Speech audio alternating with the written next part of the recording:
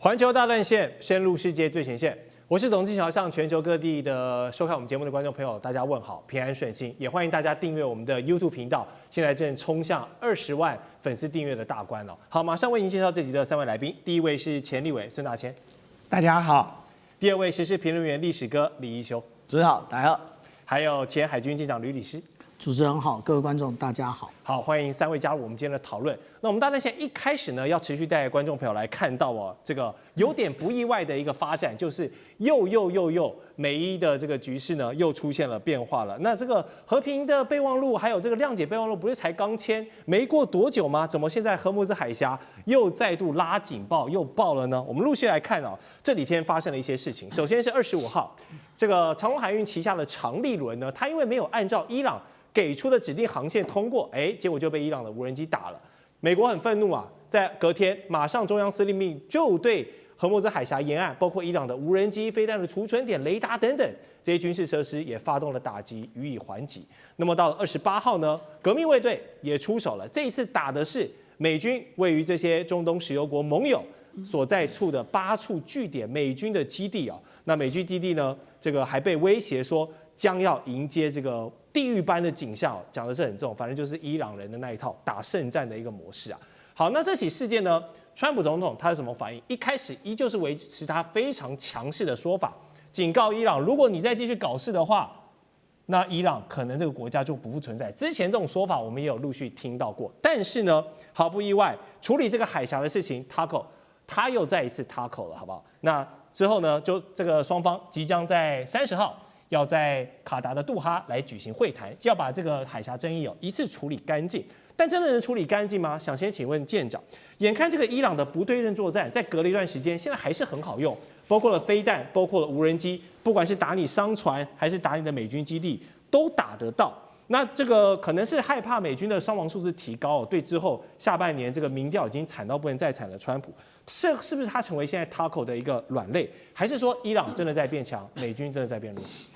我們先來看一下啊，那個川普他在這個 Truth Social 裡面怎麼寫這件事情呢？他講的也就是美國的軍機再一次襲擊了伊朗的飛彈以及無人機的儲存設施。那這一個反應呢，那當然伊朗它會有對應的作為。那他攻擊了第5艦隊，但是其實現在這個他攻擊第5艦隊呢，也不過也就是這個繼續攻擊而已。為什麼？因為我們在之前已經看到了第5艦隊，這是它的整個的一個規模。我們可以看到它的這一個指揮中心這邊，其實這是 before， 這是 after， 早就已經被打爛了。那另外我們來看它的這個有關於雷達系統的部分啊，我們看這圓圓的一個大的是雷達系統，小的是衛星系統，我們也已經看到了 before after， 也就是已經被打爛了。那為什麼它還要繼續攻擊？不是已經簽了 MOU 了嗎？對啊，為什麼還要繼續攻擊？其實問題就在 MOU 裡面，因為我們來看啊，簽訂這個 MOU 裡面，為了要能夠促使雙方能上談判桌，所以大方向定了，框架定了，那盡量含糊，那不然的話，那根本上不了談判桌嘛。那但是呢，偏偏這一種談判的方式呢，可以回國交代，可是慢慢的講到細節的時候呢，那大家都朝有利於自己的方式來解釋。那我們今天講到有關於長利輪的部分啊，對，問題也就在第5條的部分。第5條它開始這邊就寫了叫做arrangement using its best， 也就是呢，伊朗會盡力安排商船，那它的一個移動的這一個航道。那但是呢，你不聽，我就直接的胖揍一頓。那這個胖揍一頓之後，美國覺得奇怪了，你為什麼說打就打了？那這個其實在這裡面就講得很清楚了。那伊朗呢，為什麼要這樣做？其實我們來看到最原始的那個有關於這個航道，就是還沒戰爭前的，其實是這個樣子的，也就是在阿曼以及在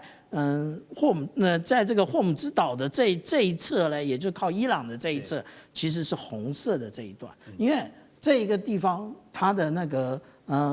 洲夷非常多，也就是我們講的商船啊，以及油輪。那他為了安全的部分，所以他有那個分道通航制。那後來呢，我們講到說開始作戰之後，那時候伊朗他有自己又定了一個航線，也就是要繞進那個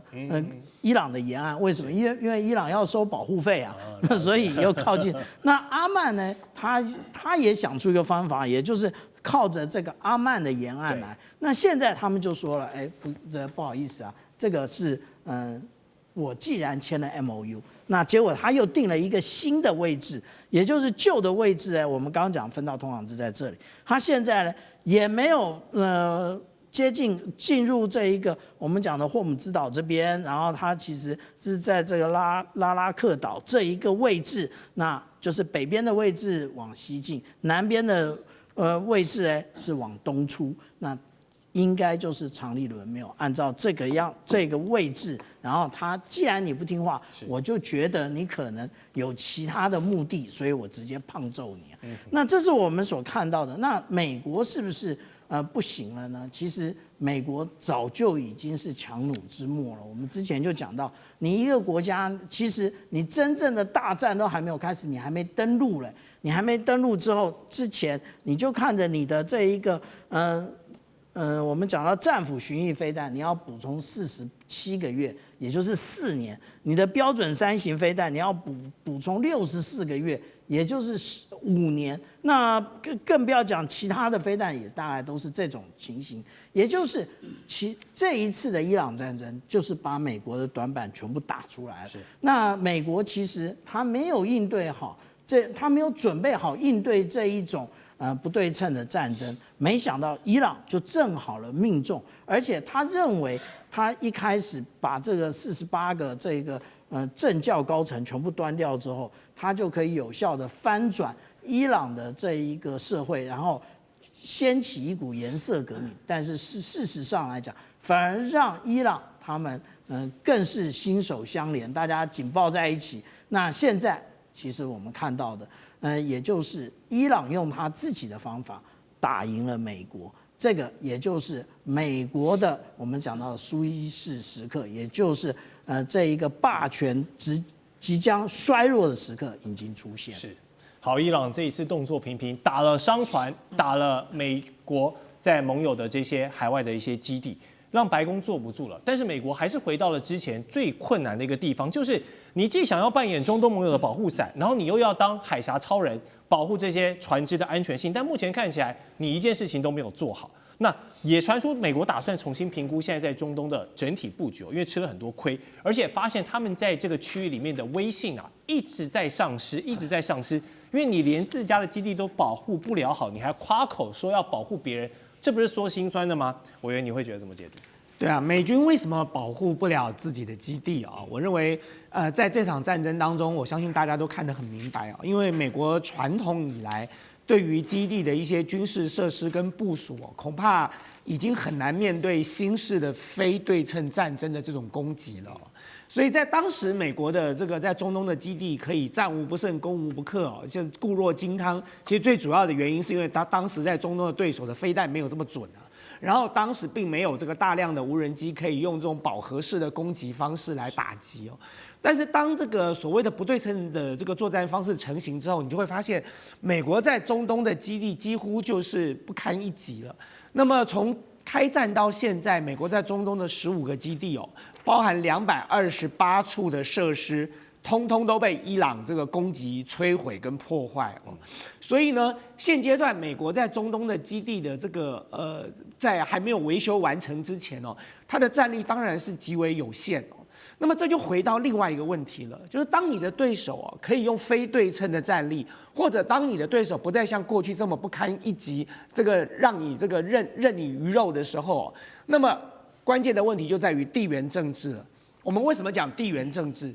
地緣政治就是地理位置決定了作戰成敗的一切嘛。哦，你要想想看，美國跟中東，美國的部队投射到中東，這个兵力投射要花多長的時間呢？它的這個航空母艦的艦隊，它的2棲攻擊艦，它的這個相關的這些兵力要投射來，動輒就需要這個數周甚至上月的時間呢。這麼遙遠的地方，美國過去是怎麼控制中東的？靠它的基地嘛。靠他在中東這些國家，他的這些海灣國家的軍事基地，他利用這些軍事基地來控制了中東。可是當這些軍事基地在這個所謂的飽和式或者是非對稱的這種攻擊當中被嚴重破壞的時候，美國就馬上捉襟見肘了。就我今天在中東的基地已經不能用了，礙於地緣政治，我的兵力投射又有問題啊。那麼美國要再持續維持它的中東的霸權，就有一定的困難。你反過來看，伊朗沒有這個問題啊，因為伊朗沒有攻到洛杉磯去啊，伊朗沒有要這個登陸紐約，伊朗就好好的、好端端的在自己家裡頭。所以你說你美國的現在你唯一只能夠利用你些微的空軍的優勢，你去轟炸伊朗的飛彈陣地，或者是轟炸這個伊朗的無人機的這個儲藏設施。可是關鍵問題來了，伊朗這麼大。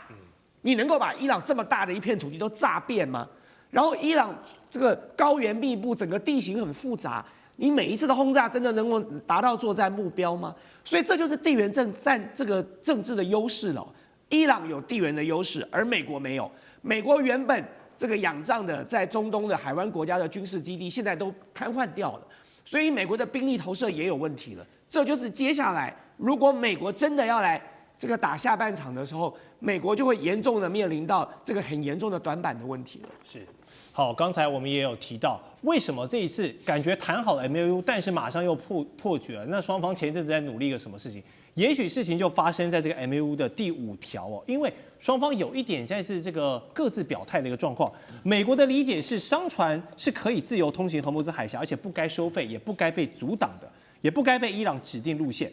但是伊朗的理解是呢，我可以安排你免費通行，但是前提是你要走我指定的航道，而且要接受伊朗对於荷姆茲海峽的管理權，這就是一個協議啊，而且出現了各自表述的一個情況。那一休，你覺得這陣子雙方因為這個 MOU 講得很模糊，然後呢，現在又鬧得不開心，但30號馬上要在杜哈會談，有沒有辦法針對這個模糊的部分來做修正，一次說清楚講明白？不然如果核心的矛盾都沒有解決，你2天一和談，3天一翻臉，這誰受得了？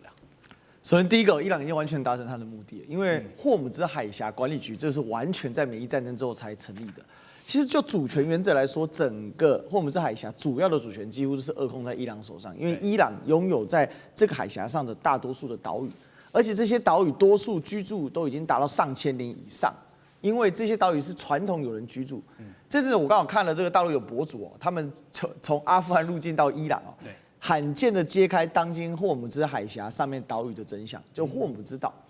霍姆茲島這個島呢，整個島上面到處都是紅色裸露的這一種非常堅硬的岩石。如果它表面的這個含有富鐵礦的岩石被沖刷之後是白色的，都是很堅固的。那它這上面這些漁村都很古老，那只是說因為現在面對這個霍姆茲海峽這一側，他們把這個漁村給撤了。那更厲害是那個海峽的上面停了一大堆的遊輪，然後那遊輪都不動，而且呢都裡面有巨鎖，然後定在海底。定錨在那邊。那結果是什麼？是伊朗伊斯蘭革命衛隊所放置的障礙物，那些船其實是空船。所以大家了解到，伊朗不是現在才扼控霍姆茲海峽，也不是現在才對霍姆茲海峽的封鎖有所布局，他已經布局了30年之久。只是因為過去伊朗國勢弱，所以他沒有辦法依照主權來行使他對霍姆茲海峽的管轄權，而也礙於國際觀瞻，也礙於像是伊核協議啊等等的。但是現在美國眼都不帶眼的情況，非常粗暴的情況之下，那我就來行使海峽的所有權啊。那事實上呢，這個霍姆茲海峽管理局就是伊朗在做這個嘗試。這就回到剛剛主持人您提到的非常關鍵的一個點哦，我不管你過去要不要錢，我可以都不給你錢，但是我要管你，這是第一步。當然要管理未來就是要錢，也是未來要可以扼控這個地方。這對伊朗哦相對比較弱的經濟被長期制裁的，它有一個很重要的收入来源。所以對海峽的管理權，就是你剛才講的，美國要的是完全不管你。可是就目前的布局來說，除非美國大規模對伊朗進行全方位的攻擊，否則的話要撤除這些管理設施是非常困難的。而且剛才為什麼提這個島？你想霍姆茲島地土質硬的跟什麼一樣？這不就跟我們金門一樣嗎？金門為什麼打不下來？金門下面到處是花崗岩啊，整個金門到處地道。如果你去廈門也知道，廈門從它的高崎機場到它的這個最興盛的中山路這一邊，它中間有一條很長的隧道，那隧道是什麼？當年金廈在對轟的時候，他把下面的隧道貫穿，變成現在的高速公路嘛。所以這個叫地質、地形跟實際的作戰狀況。川普當然不管這個，所以這第一點呢，要怎麼取得這個管理權？我認為伊朗只有強硬，而且不會有任何退讓，最多當然這是我個人猜測，給美國一個觀察員的席位。但即便是這樣，可能都很難說服目前伊朗最高領袖小哈梅內伊的一個意志，因為小哈梅內已經多次，而且有過正式的公開聲明說，我是勉為其難同意現在的和談，是因為你們這些認為和談對國家整體有利，但對我來說，這個對伊朗是不利。可是我願意讓你們試看看，這是他的態度。所以這第一點。第二個，再來這個其他可能再次破局的一些因素，我再幫大家羅列一下。第一個，美國的內鬥，鷹派、馬卡派、民主黨。誰來主導這個力量？當然，現在馬卡主要是執政黨嘛，那他對抗的是傳統建制派的鷹派，還有呢，這個來自民主黨的壓力，會不會導致這個內鬥呢擴散，變成要對伊朗再次動手？這個是打破和平的一個點。第二個最關鍵的其實是以色列，以色列能不能忍住不繼續搞擴張，繼續打真主黨，這是關鍵，因為伊朗已經完全無法忍受以色列對真主黨的攻擊。沒錯，所以這一點很重要。當然，伊朗的小弟們啊，或者說我們不要說伊朗小弟啊，應該說伊朗的夥伴，對。包括真主黨，包括胡塞武裝，包括伊拉克抵抗陣線這幾個，如果他們沒有忍住對以色列攻擊，又給了機會，後邊兩邊繼續打，那可能就研發連鎖效應，又導致和談破局。第三個是川普的民調，川普民調呢，如果現在是因為想停戰的民調在壓他，對，可是萬一是倒過來，有沒有可能？我們很難說，因為川普的民調現在已經低到令人髮指的程度了。這個是 50+1 哦，其實這個就是以前那個50的那個網站的一個改版啊，他現在的民調呢是多少呢？22%多少負的，因為不支持他的是59.5%，支持他的是37.1%啊，所以是負22%啊 ，disapproval， 所以很慘啊，非常非常慘。那會不會有民調來搞他，讓他這個題材搞不下去？那最後一個點呢是擦槍走火，因為現在兩軍挨得很近。其實這幾次很多都是擦槍走火啊，比如說我派一個偵察機過去，你一下就把它打下來。然後或者是你的船離我太近，我攻擊你，所以這種擦槍走火的狀況。不過整體來講可以看得出來 ，Trump 的 tackle 還是守得相當的好。所以大格局方向走和談沒有問題。但是最後我要補充一個點，綜上所述少提到一個點是什麼？溫差問題。美國國內的鷹派認為美國怎麼可能會打輸伊朗？可是在美國的前線，還有美國事實上總統他看起來無所不能，但事實上他能動之的力量是相對有限的。那在這樣的有限的資源之下，其實它的溫差是很低的，認為其實沒有什麼機會能夠在這邊戰場上完全擊敗伊朗，所以這個溫差就導致這個和談很難真正的落地，這是目前最大的問題。好，我補充一點啊，就是說，其實我們剛才在講說美軍保護不了他的中東基地，是，其實最近的一些調查報告你會發現，美軍連他中東基地的官兵都保護不了了。我們最近看到的就是傷亡數字的問題嘛，那個 The Intercept 跟 CBS 做的聯合調查。他就揭露出來說，在今年的3月1號的那一次，也不過就是一架伊朗自殺式的無人機去攻擊了科威特美軍的工作站，400名官兵受傷。可是國防部卻刻意的去粉飾太平，說這400名90%全部都是輕傷。最後是傷兵跳出來抗議，家屬跳出來抗議，所以光是這一場攻擊哦，大家看到400名官兵哦，所以美國不但保護不了他的這個中東的基地，連他的官兵恐怕都很難受到好的保護。沒錯，這個美國大兵的命啊，絕對就是川普現在民調這個最無法承重之痛。好，我們先休息一下，待會回來有更多的討論。觀眾朋友們，我們要開會員頻道啦！因應呢美中、中東還有印太的亂局，你看到的是新聞，我們看到的是背後誰在操控這個世界。加入會員可以取得獨家視角的通行證，你將優先取得更深的觀點判讀，包括了核心真相分析、歷史脈絡拆解、局勢推演邏輯。同時解鎖會員勳章、優先互動權、問題解析、幕後花絮，支持我們制作高品質的影片。點擊下方的加入鍵，一起成為戰友吧！我們會員頻道見。好，再回到環球大戰線的節目現場。那最近科技圈跟資本圈哦，可以說是有一個話題炸鍋了。過去大家有聽過一個鐵律，就是消費電子呢，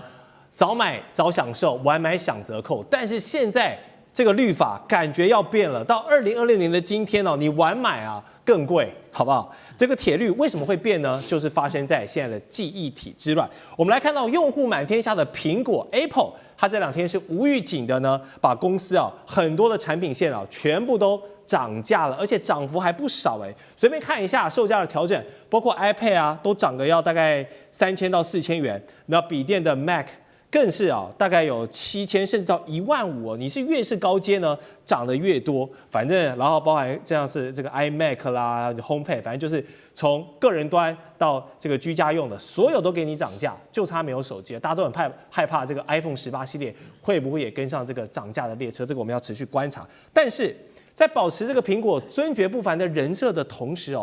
蘋果怎麼做？他把這些漲價的成本都轉嫁給消費者了，把消費者的荷包都震碎了。這背後的底層邏輯並不是蘋果死要錢而其實是被現在整個記憶體因為受到了 AI 整個大發展，供需已經失衡的這個記憶體之亂，而硬是要把成本轉嫁給消費者。委員，這一波蘋果的漲價潮，那之後這個我們知道 iPhone 要出新的嘛，會不會折疊機要漲到多少我不知道，但是我覺得 iPhone 也很有可能漲價。那如果明年要換折疊機，你還會想換機嗎？对，我想這分2個問題來講就是現在我們看到的蘋果的這些電子商品的漲價，當然最主要的一個關鍵的因素是因為晶片的價格暴漲。對，那麼為什麼晶片的價格暴漲呢？因為做晶片的這些生產商他都把他的這個生產線轉到這個相關的 AI 的算力中心的這個所需要的晶片的生產上，因為那個價格更高，獲利更好。對，所以呢，傳統的這個像手機的這個晶片，包含像記憶體的晶片，大家恐怕就沒有這麼的有興趣了。那麼在這種情況之下，就是所謂的供需關係的改變嘛。那麼因此，當然這個記憶體的價格就飛漲。那更不要講說，因為最近的這個算力中心在做這個相關的配置的時候，那麼記憶體佔了一個很重要的角色。大概所以從去年底開始吧，全球的記憶體，特別是我們叫做 HBM 就是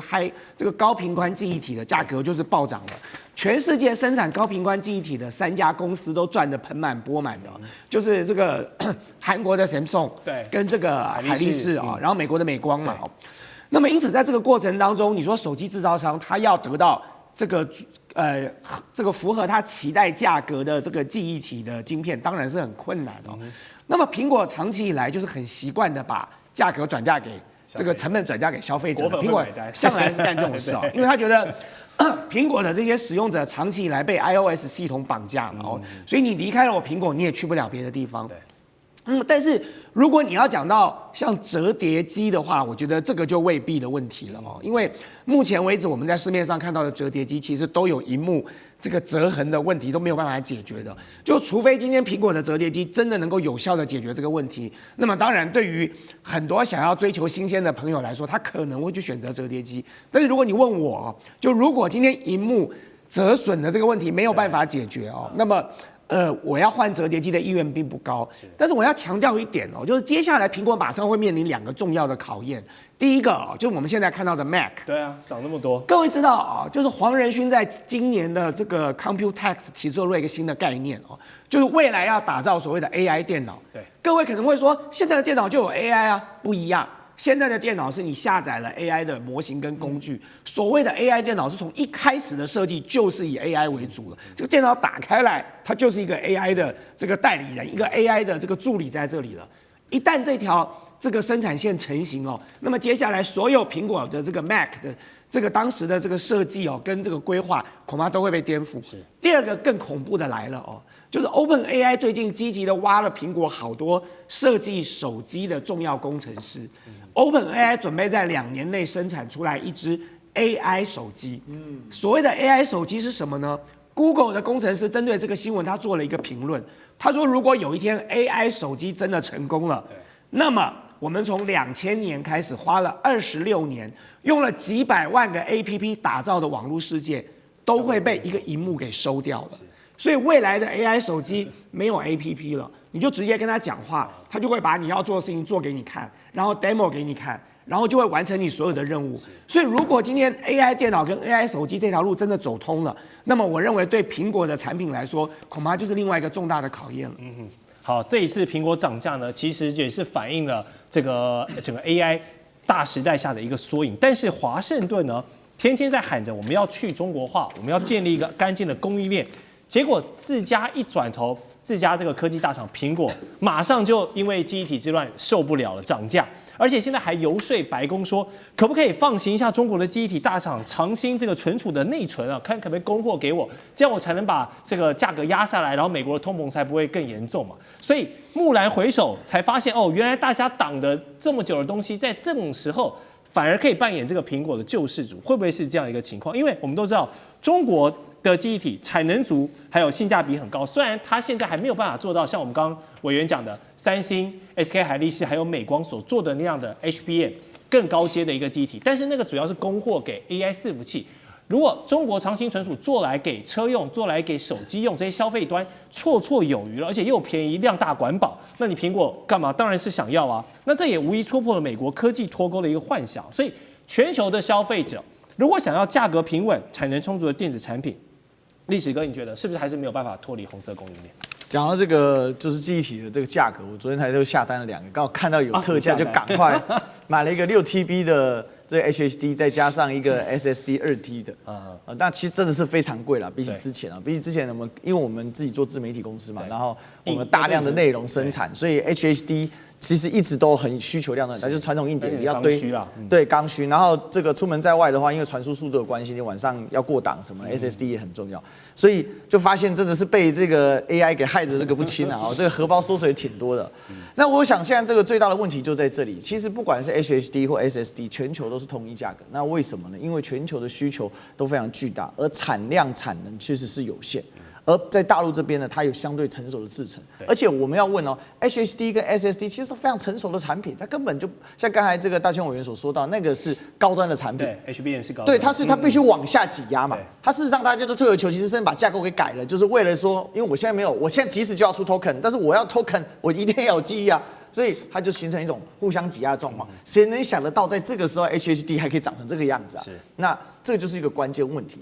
也就是說，雖然我們講算力的終端是電力，但是呢，算力的另外一個剛需是記憶力。所以現在這個關鍵，而記憶力的生產，全球最大生產力在哪裡？其實是在中國大陸，主要是成熟產製品。而且它從成熟產製品一直不斷的在往這個高端產品的方向在走。其實長興存儲已經這個除了它在大陸的需求，它不斷在擴產線之外，它事實上也一直在往上游在推進嘛，因為上游廠商也做不出來這麼多的量，所以因此你剛才提到一個關鍵啊，所謂紅色供應鏈其實就是說能不能夠在供應鏈上去中化，因為這個牽涉到現在中美這個對決的態勢核心，因為美國現在很多的智庫在出具一個討論，就是說現在對於中國之間，尤其是鷹派的思考，它是屬於技術。然後科技研發，它是一個全面總體戰的一個部分，所以他們主張了還是要全面脫鈎。但是不管這些智庫再怎麼喊，為什麼 Trump 的做法是，那我今年要跟習近平見4次？這就是一個矛盾點嘛，這就是溫差，因為這些人只有指標，沒有實務操作內容，根本脫離不了。那實務操作內容就是，你不管是在這個算法算力上面的優化，或者是在硬體上面的一個需求，它都是非常緊俏的。而硬體上面的需求，你還是需要一個非常完整的產業鏈跟大量的生產線的產生。所以現在對於大陸的整個這些廠商的需求量，長興存儲為什麼這幾年它可以擴產那麼多？因為本來它做的其實是很下游，它的所謂的利潤是相對很低的。可是因為量大管飽嘛，那自然而然量變就產生質變。所以要脫離紅色供應鏈，不僅不可能，而且還會加深綁定。因為 AI 的這個需求是完全是未來這個目標。那最後講一點點的一個狀況。現在狀況是美方這邊呢，它出現一個問題是，它在前部做得很好，但問題是它沒有完整的工業生產體系來反饋給它的這個不斷在修正，所以它的一線操作實務方面，它還是要仰賴大量的中國廠商。而中國這邊的這個廠商呢，中國大陸的廠商，它優勢是什麼？它有整個這個產業鏈，而且它有實用應用的部分，也就是應用科學其實才是主導這一輪科技推進的一個最前沿。因此啊，我們可以看到，接下來對於這個中國大陸的產品的需求，也會因為這樣子，在這個迭代的問題呢，對大陸的產品的需求反而還會再更多、更增加，而且掛鈎的更深。好，我們看到記憶體只是一個縮影哦，而且美中企業的這個黑名單攻防戰，其實也已經進入到一個拳拳到肉、精準肉搏的階段。什麼事情？6月初的時候，美國才剛剛氣勢洶洶的對包括了阿里巴巴、包括了比亞迪、百度在內等一票的中國企業被列入所謂的中國軍事企業的清單。但中國商務部也沒有示弱哦，馬上在端午連假的時候反擊權就來了。連假一回來就是一記重拳，一口氣把10間的美國實體這個企業列入了出口管制的清單，封杀了你這個两用物项的出口。那從產業鏈的角度來看，這一招打得可以說是極其的刁鑽啊。我們剛剛說，像美國這樣的科技業，包括蘋果，一個記憶體之亂就已經讓你的價格壓不下去了，然後要被消費者這樣開始唾罵了。那中國商務部此刻出手，美國已經因為地緣政治而極度吃緊了更多的供應鏈的掌控力啊，會造成多大的窒息感？艦長，我們來看啊。其實之前，也就是我們講到6月8號的時候，對於百度、阿里巴巴以及比亞迪開始進行管制的時候，對，那個時候中國大陸商務部就直接就提出了會提出這個堅決有力的一個反制措施，6月22就寄出了，6月8號到6月22號2個禮拜時間。那這2個禮拜時間，一共管控10家廠商。這10家廠商啊，我們大家好像就這樣子順着看過去。但是如果深挖裡面啊，那不只是極其刁鑽，而且拳拳到肉啊。為什麼我們講到拳拳到肉？第一個，有一個叫做 L3 Harris， 那也提供了台灣，例如說海鯤艦的這一個潛望鏡，就是這家公司做的。那他之前還講說，他的潛望鏡先借給了海鯤艦。那這個是我們講到說，第一個管制它。那這個是大家一看就知道。但是呢，它後面還有一個艾維奧克森。那大家看這個公司好像不知道他在做什麼，但是它其實最重要的產品，也就是第一個就是無刷的直流馬達，第二個也就是有刷跟直流無刷的這個馬達的這一個控制單元。那這一個控制單元呢，控制什麼？無人機呀，所以也就直接打到無人機。那另外還有一家就是 IMSAR 的这家公司，这家公司到底做什麼？我們如果不是看這2張圖，我們還真不知道它其實做的也就是垂直起降的 MQ-35的這一種那個無人機。另外這一個是什麼？這一個也就是他在研究各種的這個飛機的夾艙啊。那現在這也就是我們如果來爬梳它裡面的內容的話，我們來看之前也就是管制稀土而已。那現在呢，不但管制你的稀土來源，還進一步的管制產品，也就是讓你美國慢慢的，我們未來就會看到現在是 F-35，它所出口給盟友的上面，或者他自己空軍用的，已經沒有 APG-85的這個天線了。為什麼？因為稀土的關係。那未來這個情況只會雪上加霜。了解。好，休息一下，我們待會再回到更多討論。觀眾朋友們，我們要開會員頻道啦！因應呢美中、中東還有印太的亂局，你看到的是新聞，我們看到的是背後誰在操控這個世界。加入會員可以取得獨家視角的通行證，你將優先取得更深的觀點判讀，包括了核心真相分析、歷史脈絡拆解、局勢推演邏輯。同時解鎖會員勳章、優先互動權、問題解析、幕後花絮，支持我們制作高品質的影片。點擊下方的加入鍵，一起成為戰友吧！我們會員頻道見。環球大戰線第3節的節目內容呢，我們要來討論更多的軍武話題。來看到美國的軍事雜誌 Military Watch 軍事觀察，它現在特別點名了空警500預警機呢，現在在解放軍的用途，還有它的機隊擴編已經越來越明顯，它的規模已經突破了50架了。不要小看這個50架的數字哦，這個數字已經超過了全球所有國家採購同類型這樣的陸基預警機的一個總和了，等於是一個中國這樣的陸基預警機已經抵全球加起來的總和。為什麼要這樣子？這樣的預警機過往是被西方在這個軍事的邏輯上當成是非常稀缺的戰略資產，都是小心翼翼的部署，捨不得用，用不起，怕這個修不了的情況。但是中國呢，現在把它給常態化了，全力用，甚至開發更多的戰術可能。我們來看一下這個空警500預警機的一些核心的技術，包括了它這個固定式的3正面的 AESA 這個有源相控陣雷達，就這一顆啦，這是它的這個核心。這玩意兒呢，就是如同是這個上帝之眼的關鍵，可以透過衛星系統數據的連線呢，然後把這些情資分散給各式各樣殲系列、轟系列、所有系列飛彈也好，串聯起來，等於是當他們的眼睛。好，說白話呢，空警500已經不只是一架單純的預警機了，它已經是現代戰爭一個空中的指揮樞紐。好，那我想問一下艦長，我們看到這樣類似的預警機，西方世界一直以來都不太捨得用，但是現在解放軍已經把它的這個不要說量產了，但是已經可以大量部署到部隊的一個運用，已經以50架了，而且各種的戰術開發、各種的戰術應用現在都一直很頻繁的在進行，而且最重要的是，它可以衍生出一個現在所謂的超視距的一個作戰。你怎麼看這個未來的發展？其實啊，以前大家講到說，這一個例如說E2啊這種，大家都講叫做預警機。可是如果我們看到這個印巴的軍事衝突的話，你真的覺得它只是預警機嗎？還真不是，它是數據鏈的重要節點，也就是上層這一個有關於衛星的部分，下面可以交鏈到這一個防空飛彈，還有直接指揮的第一線戰機，那更不要講說長程預警雷達的提供預警啊。那這一些整個連接起來，這個就叫做體系化。那中國大陸講得非常清楚啊，最後大家都要倚靠體系，成為體系，也就是這個也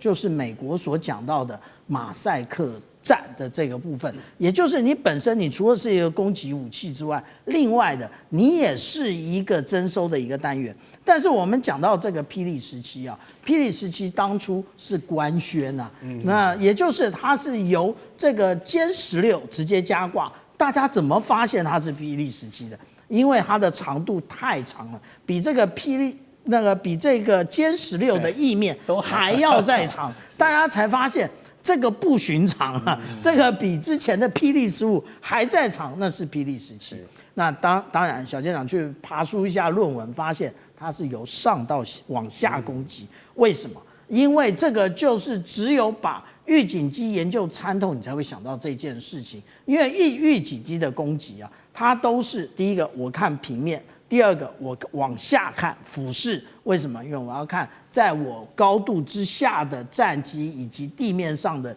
一個移動的一個狀況。那在這種情況之下呢，他就忘了上面了。那忘了上面之後，那中國大陸的研究，也就是我們看到霹靂17，那它的這一個數據啊，有400公里的，那我也有500公里的。那這麼遠的距離，為什麼可以打得到？飛機是不斷在移動的啊。不要忘了，我剛剛為什麼特別講馬賽克戰的原因，也就是任何一個體系的節點都可以提供你這一個預警機的位置，所以預警機以後不只是預警機，叫做預警數位機。那但是我們看到這一個空警500啊，其實我們現在已經看到了這個在福建艦上面的空警600。那它的其實也就是我們講到，它加了一些就是原來的這一個運9的這一個電偵機的一個內容，但是呢，現在已經出現陸用的空警700了。那另外，大家現在居民喜歡討論的啊，那例如說，如果有我們超級大本營當年的這些我們的戰友們，那幫我們按個讚，然後在下面告訴我們你的當初的那個登記的號碼是什麼？那小艦長也是啊。那我們看到這個現在講到的空警3000，它其實就是把空警2000的載台一流升76改成了運20。那改成運20之後，它的雷達也改了。現在大家說它會轉，我個人的研判啊，它會跟空警500一樣，也不會轉。那因為什麼？因為它就是有源的相位陣列雷達，它幹嘛要轉呢？那這是一個。第二個，它會加諸了更多的我們講到說有關於電子戰的一個因素，也就是它會有這一個我們講共形天線的部分，也就是你看起來沒天線，但是它其實是跟飛機的蒙皮長得一樣的，那個是它的一個電子戰的天線。那這一個部分呢，也就是說，美國其實真的是只能夠看到中國大陸的車尾燈了。了解。好，這一套戰術的打法，在去年的印巴空戰已經取得一個非常輝煌的成效了。而且在前幾天的俄烏戰場呢，也有一個消息，就是俄羅斯他們的蘇35就使用了 R-37M 這樣的一個超視距的空對空飛彈，打到了大概有190公里距離哦，烏克蘭的米格29也被它打落下去。所以印巴空戰，還有前幾天發生這個俄烏空戰，我們都可以看到，超視距空戰現在已經不是空有理論了，正在成為現代空戰的一個新的主流。所以中國的空警500現在大規模的這樣協同派發下去，大家來跟各種不同的機種來磨合、來訓練，是已經看到未來空戰的一個雛形跟一個趨勢來做超前部署了嗎？奕修，你的觀察？其實不只是超前部署，是已經早就落實了，否則印巴大空戰不可能是今天这樣子完克印度空軍的結果。对，其實包含這個穆尼爾，就是現在巴基斯坦的元帥啊，他自己都坦誠，他當時鎖定的飛機數量遠比後來擊落的數量還要更多，只是呢擔心到印度全面性的報復，所以呢並沒有完全下死手，因為大家也知道印巴之間體量印度還是太大了，所以呢這個印度雖然沒辦法在這邊戰場上搞你，但是他可以耗死你啊！這個確實是對於一個非常貧窮的巴基斯坦來講，他不願意去做全面開戰這個狀況。可是從這一場當中，我們已經可以非常確定了，這個預警體系呢，過去我們講的是先偵測，然後再攻擊，現在是偵監一體，而且是查打一體。我已經偵測到的時候，我已經決定我要不要打了，這個速度是非常快，而且呢，我的打不會是在我偵測的範圍內，而是在我這個超視距之外。我是同步的，並且還可以串聯，不管是在天空的預警機，在地面上的防空系統，甚至呢，透過衛星，它可以做一個整體的整合。那包含現在我們也不知道說它的整個 AI 在這裡面應用的，它的這個算法算力，它怎麼去把這整個模型整合得更好？會不會像電影一樣啊？你看這個鋼鐵人出來一個全息投影，我點哪裡點哪裡點哪裡，我這次是要打誰？我們不知道哦。當然你說全息投影可能不會那麼華麗，但是它有沒有能夠做到這樣子隨心所欲的地步？如果巴基斯坦相對來說比較弱的整個查打整合能力，那它提供巴基斯坦整個系統的中國大陸，那它的能力又到哪裡去呢？所以我想，為什麼這個大陸這幾年呢，非常的明顯的就是告訴你說，我有更多的預警機，包含這一次空警500的機隊數量的提升，還有最近其實大家可以看到這個運20系列包含運20、運油20、運20A、運20B，B 就是換那個大酒桶嘛，更大的這個這涵道比更大的這個引擎，還有運油20，還有呢若隱若現的這個空警3000，你可以看到他為什麼要告訴你說，你看我有更多的預警機，其實他目標也很清楚了，要告訴美國不要誤判，我是非常清楚你在幹什麼。那另外當然也是要讓周邊，尤其像是日本跟菲律賓要注意了 ，watch out，我現在的能力不是你可以預想的，而且這個解放軍向來有一個傳統嘛，就他現出來的時候其實是已經做大量部署，因為像最新的這個鯤鵬大片就是剛剛央視軍事所釋放出來的，光是運20B 換這個大涵道比引擎呢，竟然有17架，而且呢全部並列，第一時間我們真的覺得是 AI 啊，大家看得挺爽的。所以这裡面到底接下來中國大陸整個的整合的體系是怎麼走？還有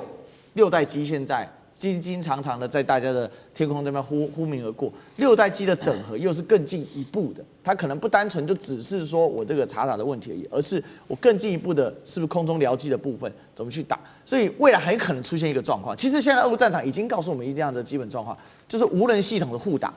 俄烏戰場上最近出現很有趣的現象，它在地面上無人運補車、無人運傷兵，然後呢無人機去打無人車，各種無人系統在消耗。是，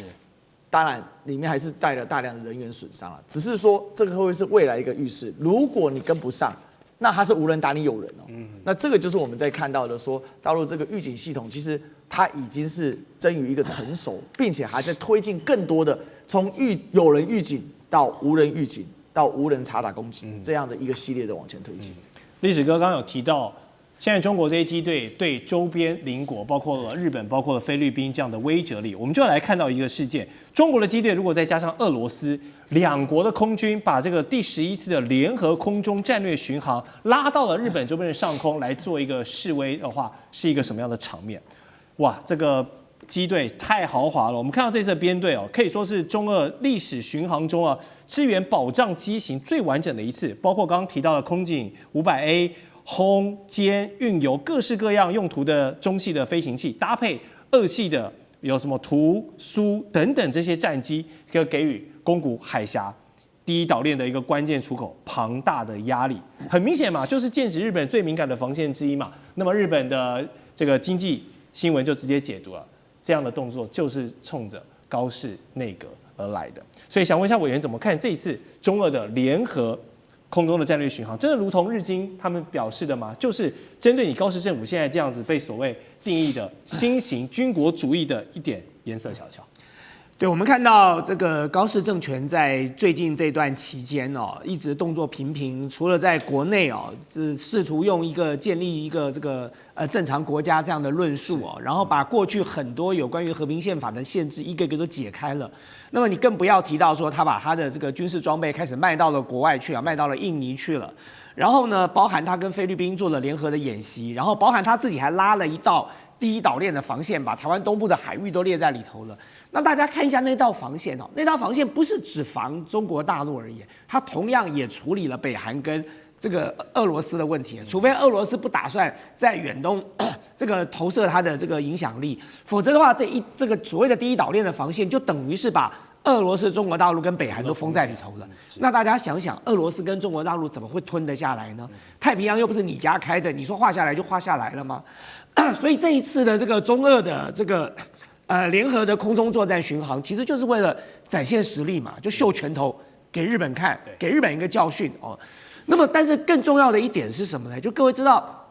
美國在過去季辛吉跟尼克森當總統的那個時代哦，他們當時為了要裂解中俄的結盟，所以他們採取的叫做聯中制俄。哦，因為當時季辛吉的全球大戰略很清楚，他認為說中俄只要不結盟，所謂的歐亞大陸就不可能會被一股勢力所掌控，利用中俄之間互相牽制，美國再結合歐洲就可以掌握住歐亞大陸了。他一直認為歐亞大陸就是地球這個棋盤的核心嘛，所以當時他們用的就是所謂的這個聯中制俄啊。可是，在最近這段期間，美國的外交界有別的論述了，它叫做反向尼克森。所謂的反向尼克森就是要聯俄制中，因為當中國大陸成為美國未來最有可能的競爭對手跟威脅的時候，他們現在打算反向操作了，開始拉攏俄羅斯，然後裂解中俄之間的關係，然後來遏制中國的這個大陸勢力的擴張哦。所以這是現在美國外交界最流行的一句話，叫做反向尼克森或者叫做逆尼克森的政策。但是如果你從這一次的這個中俄聯合的這個空中巡航演習，你就會看得出來，很顯然的這個什麼反向尼克森並沒有發生效果哦。因為你這個反向尼克森，你要真正的落實下來，中間有幾個重要的風險。第一個，美國要徹底的放棄烏克蘭，對，沒錯。美國做得到嗎？美國放棄了烏克蘭之後，美國就等於放棄了歐洲嘍。第二個關鍵的問題是，你美國在全球的惡行惡狀，俄羅斯又不是沒看到。那我有什麼理由跟你這樣的一個惡霸結盟，去犧牲掉我一個所謂的無上限夥伴關係的夥伴呢？所以第三個就是說，事實上中俄之間在軍事、在地緣政治、在經貿上的結盟，已經到了一個很緊密的地步了。這個已經不是美國來玩一個所謂的什麼逆尼克森或者是反向這個季辛吉這種策略，就可以把他們彼此裂解掉的。所以我覺得這一次的這個聯合空中戰略巡航，其實包含了非常多重不同的意義。了解。我稍微補充一下有關於這一次的這個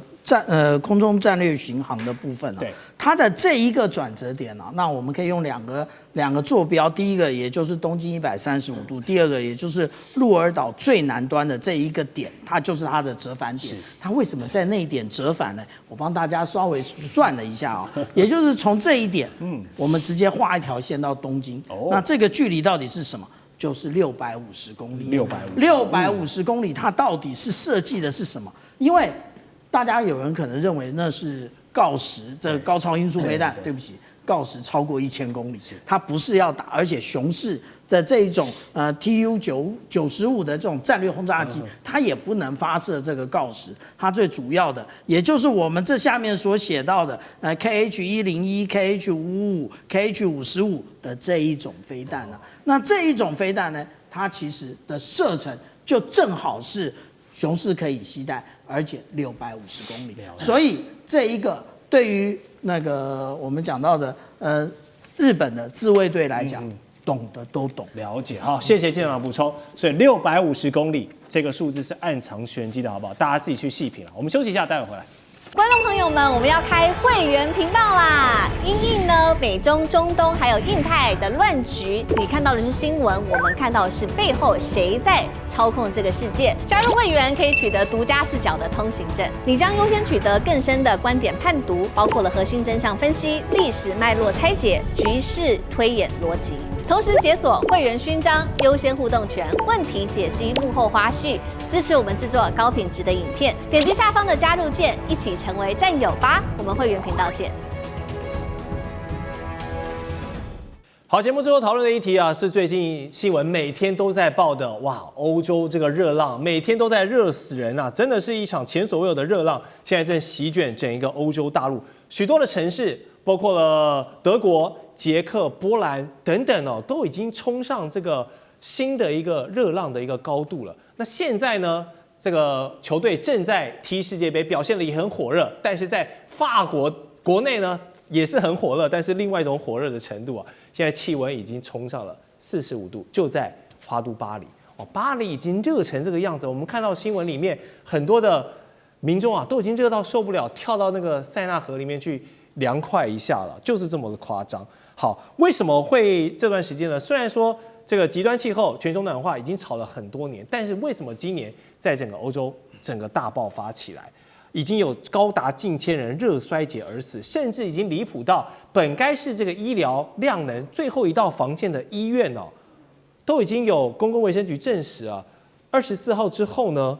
全高溫千人熱死之外，甚至有人是在醫院裡面的病房給活活熱死的，這是多離譜的一個事情，你可以想象嗎？好，這個是這麼熱的情況該怎麼辦？那當然是待在家裡不出門吹冷氣最舒服嘛。但是歐洲這麼多老的建築，他們沒有做冷氣孔啊，過往的這個天氣形態不需要，所以現在一熱起來，大家拼命的要買冷氣，因為已經是從過去的一個享受物品變成現在保命的一個剛需了。買哪裡的武器？抱歉，買哪裡的冷氣空調？當然是買中國的冷氣空調啊！為什麼？ CP 值高嘛，又好做，所以現在中國的冷氣空調已經成為了法國民众購物籃裡面最夯的產品了。我想問一下，一休怎麼看？過去歐洲應該也沒少去哦，沒有那麼熱啊，現在熱成這樣子，中國的空調是你也想買吧？對，其實我們之前就是空調買了都是台灣的廠牌，或者是日本在台灣的厂牌，那就发现一個問題，就是過去感覺很皮實耐操，但現在經常啊出了問題，又要洗冷氣幹嘛的？前陣子才又花了6000塊啊，去把這個冷氣做了一些清洗，才終於對，才終於恢復了一點點涼爽。那之前更誇張，去年啊，我們的這個攝影棚呢，因為我公司也配了一個攝影棚，對，那個組的這個冷氣機直接掛掉，然後現場之後再換另外一台，真的沒辦法，花了6萬5，我的天哪，所以這非常的痛啊。所以这冷氣這個痛點呢，我是非常的理解。對，因為在大陸的這個幾個主力的這個品牌呢，好像海地啊這一些，美的啊這些都非常非常有名，而且物美價廉，智能化高，然後它的適配性強，而且呢它也是出口到全世界。因為又是白色家電，一般來說它又沒有這麼強大的被認為是這種產品，比如說不公平貿易消費，當然還是有，但是整體來講啊是比較低的，因為畢竟啊過去做冷氣。它並不是很賺錢啊，沒錯。那因為冷氣就是一個很成熟的產業，但是大陸現在透過它的一個產業鏈的優勢，那它基本上把冷氣不僅做到賺錢，而且呢花樣五花八門，產品推陳出新。所以這也是為什麼歐洲沒辦法抵抗這一波這個在熱浪之下呢，他們要採購這個中國大陸的冷氣。因為最主要還有一個關鍵，因為過去這邊西風帶的國家，他們根本就用不到冷氣。大家知道我們的綠建築最喜歡學誰？最喜歡學德國，因為呢德國啊還有西風帶。那但我常常罵這些官員就是彈頭官員啊，為什麼？你去西風帶學這個綠建築是要學什麼？那我們就沒西風帶，我們只有季風帶，是要怎麼學呢？這莫名其妙。所以你看我們的綠建築熱得要死，但為什麼它的綠建築很舒服？因為這個完全是氣候差異。但這一次歐洲所遇到是前所未見的一個狀況，是有史以來最高溫。現在的一個現在叫 heat dome，就是熱穹現象，熱穹效應，對，熱穹效應，或者叫做熱巨蛋吧，啊，就完全悶在裡面。為什麼？因為大家知道，隔了一個地中海南邊。是這個世界上最大的撒哈拉沙漠。撒哈拉沙漠本來它是屬於副熱帶的一個高壓籠罩帶，所以呢，它的氣流沉降之後呢，它會把相關的這個熱量給帶掉。帶掉之後，它其實到歐洲，它反而變成一種吹過洋面的涼風。但現在狀況是，整個撒哈拉沙漠的熱氣啊，它是外溢到了整個東南歐的地方，而且這個外溢有個缺點，這是熱風，熱風會把整個水汽給吹散。水汽吹散之後，太陽直接直射地板，更熱。本來要有雲，它才會大量的反射這些熱氣，讓它比較涼爽。所以歐洲不再是涼爽代名詞，而是非常非常酷熱的一個結果。而且最慘的是，歐洲沒有應對這個能力，他們現在能源也缺，本來也不裝冷氣，所以導致這一波為什麼會這麼的嚴重？所以回過頭來啊，這短時間之內，馬上老百姓是已經死傷破千了的狀況。那整個歐洲對於這個它是沒有任何應對能力，所以對於中國大陸的供應鏈只會介入的更深。是，就算歐洲想重建這供應鏈，依然是非常困難的，因為歐洲目前沒有。不管是基建的缺乏，不管是相關的產業配套措施，大家要知道，在整個長三角，你50平方公里之內幾乎可以收集80%-90%以上的相關零組件，這是很大的不一樣。所以對於現在歐洲來講，嘴巴上是很硬啊，不過身體還是挺誠實。是，這說到這個口嫌體正直哦，過去歐洲人最喜歡論述的那一套左派環保，對不對？就拿這個環保冷媒的這個綠色貿易壁壘來擋中國的冷氣，但是中國廠商早就已經用科技突破了這個狀況，甚至可以比歐洲的冷氣做得更環保、更高效，所以沒辦法。現在包括了法國的媒體都坦言，他們各級學校、公共機構緊急採購的空調設備，幾乎都是清一色來自中國的品牌。所以這樣又便宜、效能又好、風吹得又大又涼又舒服的冷氣，就問你吹不吹？那今年法國老百姓、德國老百姓，大家都知道中國空調好嘛，所以想問一下委員，未來會不會像包括中國的空調更多這個 Made in China 的好物賣到歐洲去？對，我想這件事情哦，是重重的打了歐盟執委會的臉。那麼在前2週，你才看到歐盟執委會對外這個示警啊，說這個歐盟一年對中國大陸的貿易逆差有3600億歐元哦。那麼，但是事實上，歐盟執委會在玩的是一個很簡單的數字遊戲，也是一個很低級的數字遊戲，因為真正的貿易逆差不是這樣算的。我曾經說過，在自由貿易的時代裡頭哦，就一個國家像歐洲對中國大陸的這個產品的進口，通常包含了幾個原因。第一個原因就是剛才靜喬講的，它的產品 CP 值高，對，有競爭力，高品質。所以呢，當這個產品進入歐洲的時候呢，它對歐洲的消費者來說是一個福音，因為它可以用比較低廉的價格買到好的產品。這本來就是當時自由貿易要推動全世界最主要的一個概念哦。那麼第二個就是，它今天從中國大陸進口的是零組件，是中間產品，進到了這個歐洲之後呢，它重新組裝，它用更高的價格賣出去了。所以呢，它從中國大陸這邊進口了，可是用高價賣出去了，它還是賺錢了。第三種就是歐洲很多的企業哦，它都在中國大陸設廠，在中國大陸設廠之後呢，因為成本低廉，所以再賣回歐洲來，看起來好像是這個歐洲對中國大陸的貿易逆差，可是各位知道，錢是歐洲的企業賺走了。所以今天歐盟用這種很低級的這種數學玩這個遊戲哦，來恐嚇歐洲人，然後試圖跟這個中國大陸哦，希望能夠解除這個彼此的這個依賴，或者是希望能夠脫鈎，或者是去風險。其實這樣的做法是不切實際的，因為我剛才講的這3件事情，歐盟執委會一條都切不斷。